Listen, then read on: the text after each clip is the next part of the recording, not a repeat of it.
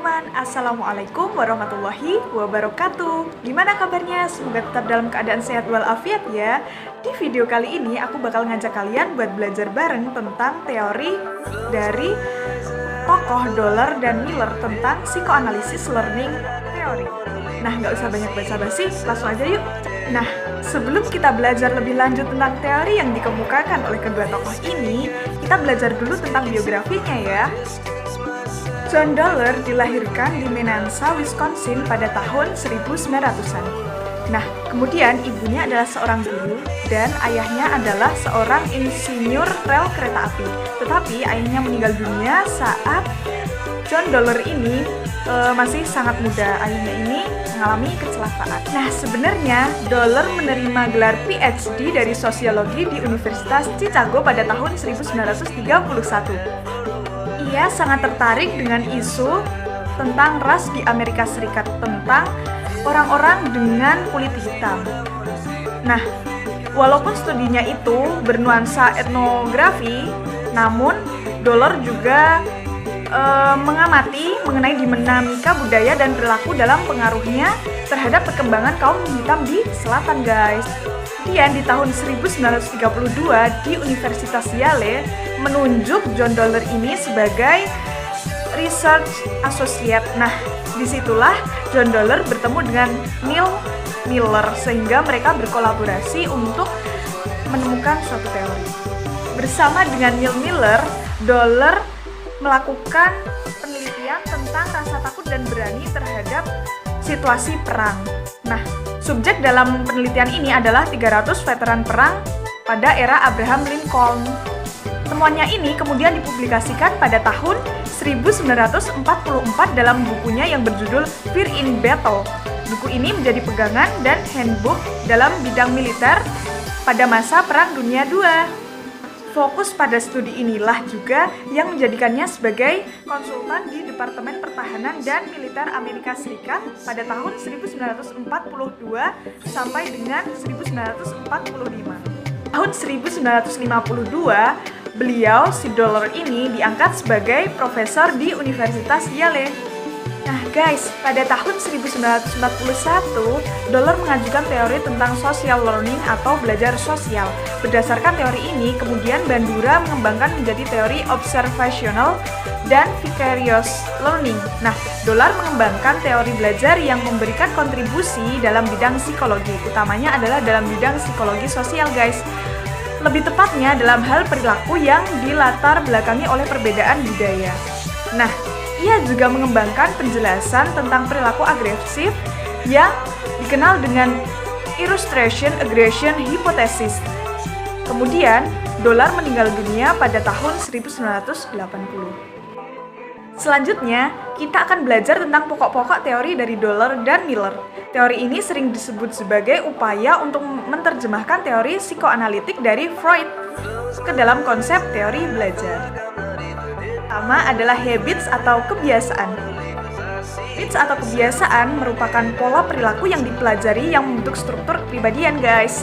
Nah, habits ditentukan oleh 4 konsep dari teori pengurangan dorongan atau drive reduction theory dari Carl Hull.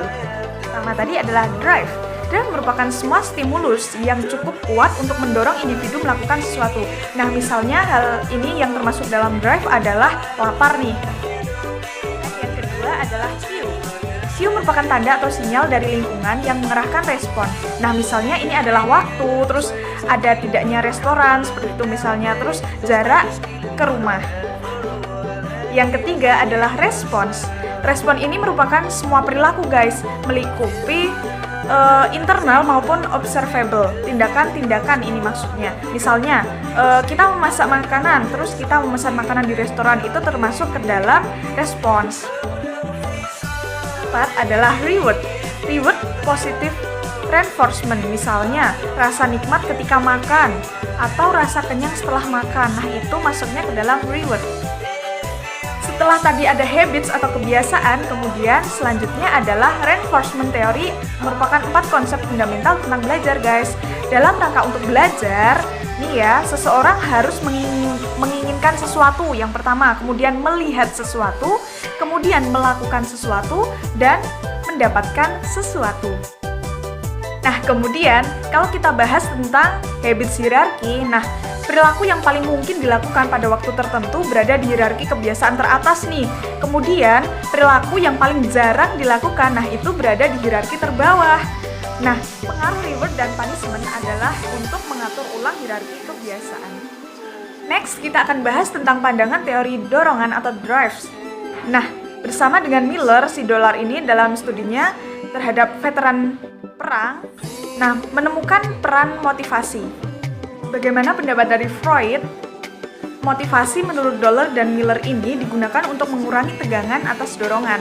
Namun, berbeda dengan Freud, mereka berpandangan bahwa dorongan itu ada dua macam guys, yaitu yang pertama adalah dorongan yang dibawa sejak lahir. Nah, dorongan ini merupakan dorongan dasar manusia, terutama untuk mempertahankan diri. Ingat ya, mempertahankan diri. Nah, misalnya nih, tentang rasa lapar. Rasa lapar itu merupakan drive karena kekurangan asupan makanan dalam tubuh kita. Nah, dorongan ini tidak pernah bisa dihilangkan atau dipuaskan. Kemudian yang kedua adalah dorongan yang dipelajari atau learn. Dorongan yang dipelajari juga dapat dihilangkan. Contohnya adalah rasa takut, kemudian rasa marah, rasa cemas. Nah, needs product drive atau kebutuhan memunculkan dorongan guys. Contohnya adalah primary drive. Primary drive adalah yang pokok nih. Yang pokok itu apa? Nah, contohnya adalah makan, minum, kenyamanan. Nah, itu masuknya ke dalam drive yang pokok, primary. Kemudian yang kedua adalah secondary drive. Itu yang sekunder. Itu tentang kayak prestis, kekuasaan, terus cinta, dan lain-lain. Kemudian reward harus mengurangi atau menurunkan suatu drive guys. Kemudian teori tentang Dollar dan Miller ini juga membahas tentang 4 situasi krisis di masa kanak-kanak.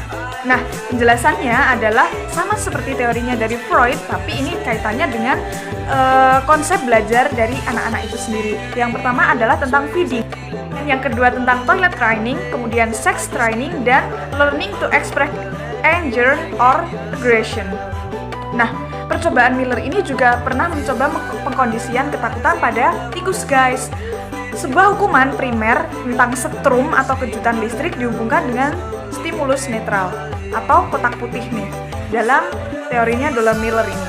Nah, kemudian rasa takut menjadi drive CER atau reaksi ketakutan terkondisikan. Nah, kemudian tikus meloncat ke kotak hitam setiap kali setrum di kotak putih itu diaktifkan guys. Jadi dari kotak putih itu karena ada strumnya, nah kemudian dia meloncat ke kotak yang hitam.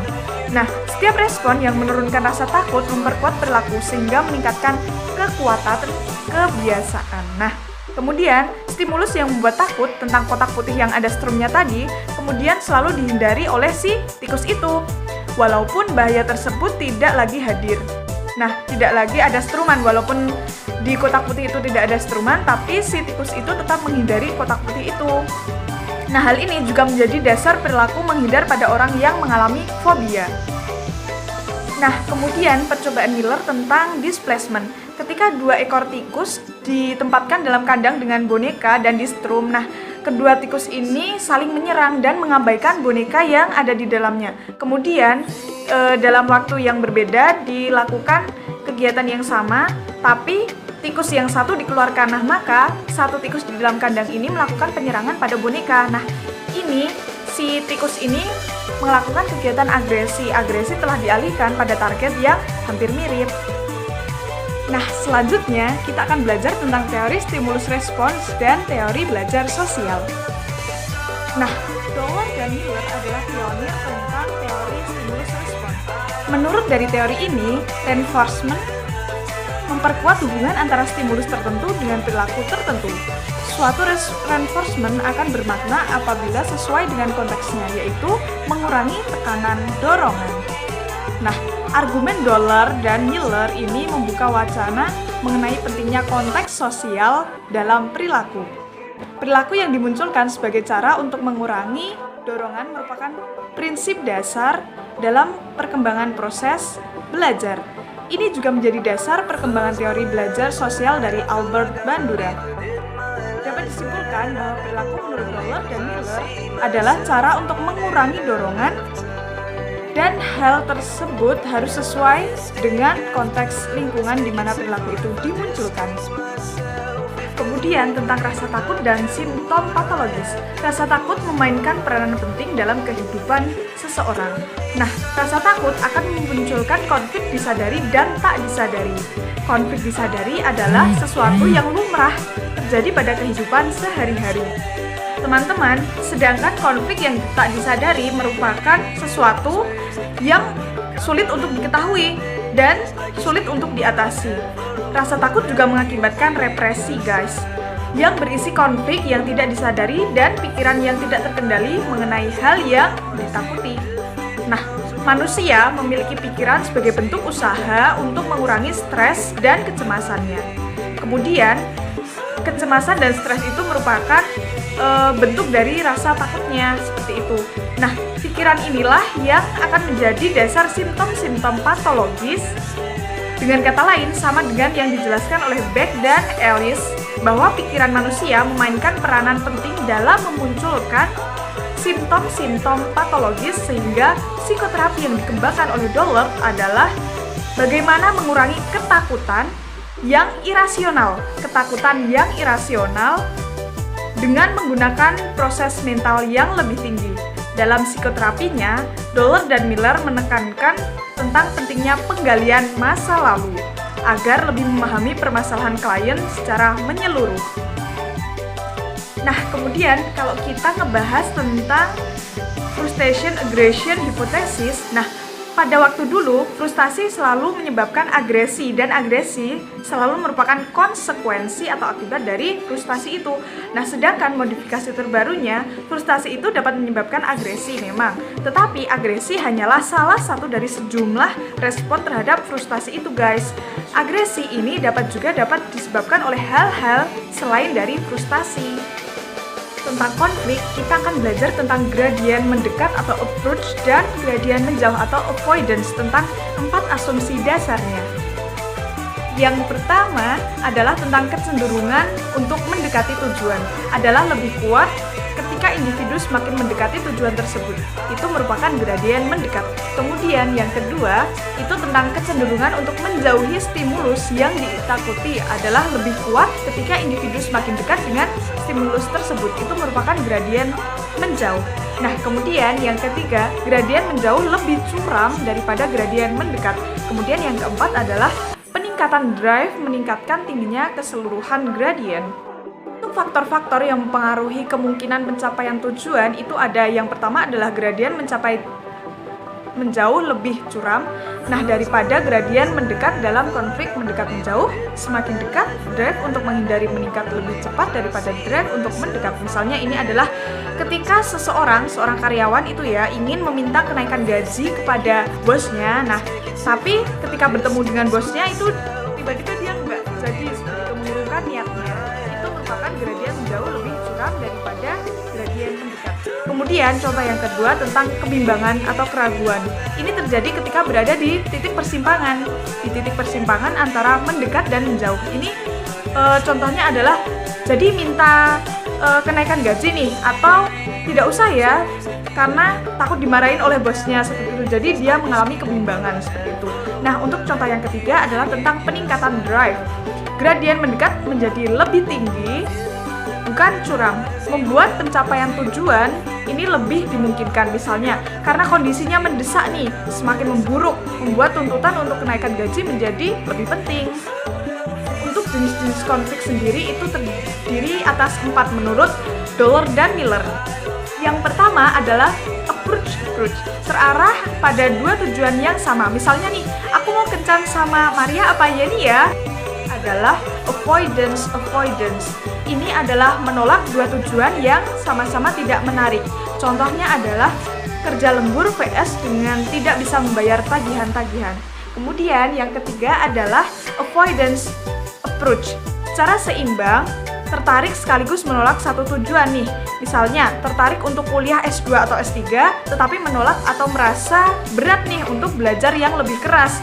Cinta pada seseorang, tapi benci dengan sifat borosnya. Nah, seperti itu contohnya. Kemudian, konflik yang keempat adalah double approach avoidance. ini tertarik sekaligus menolak dua tujuan. Misalnya, kerja lembur, penghasilannya bertambah, tapi sangat melelahkan. VS dengan makan malam dengan keluarga besar, merasa wajib hadir, tapi yakin acara ini pasti akan membosankan. Bahas tentang pikiran bawah sadar. Nah, pengalaman-pengalaman yang tidak pernah diverbalkan atau dinyatakan merupakan pengalaman yang terjadi selama tahun pertama dan kedua setelah kelahiran. Nah, ini menimbulkan kesan yang kuat, namun karena dianya masih bayi dan belum mempelajari bahasa saat itu ya, jadi pengalaman tersebut tidak pernah diverbalkan atau diberi label sehingga mereka tetap tidak sadar, tidak menyadari. Yang tentang supresi kecemasan adalah drive dan pengurangan kecemasan sangat didorong, mengarahkan pikiran kepada hal lain dari pikiran yang merangsang kecemasan dikuatkan dan berkembang menjadi kebiasaan. Kemudian yang ketiga merupakan represi. Proses di atas menjadi otomatis dan kecemasan dapat sepenuhnya dihindari. Nah, bukan hanya melarikan diri dari sesuatu hal yang terjadi pada dirinya, seperti itu guys. Nah, kemudian yang keempat tentang perilaku bodoh. Itu yang dilakukan oleh Dollar dan Miller. Istilah ini menunjukkan bahwa pikiran yang diproses atau ditekan tidak dapat ditangani secara logis atau rasional, sehingga perilaku yang terkait dengan hal ini akan nampak seperti bodoh dan tidak masuk akal. Sebenarnya banyak orang yang menggunakan supresi sebagai cara untuk mengatasi stresnya, tetapi apakah itu efektif dan tidak menimbulkan konsekuensi? Nah, padahal individu dapat belajar untuk menekan supresinya, pikiran yang tidak dikehendakinya itu. Akan tetapi, pikiran-pikiran tersebut sering muncul kembali di kemudian hari dengan frekuensi yang lebih sering, guys.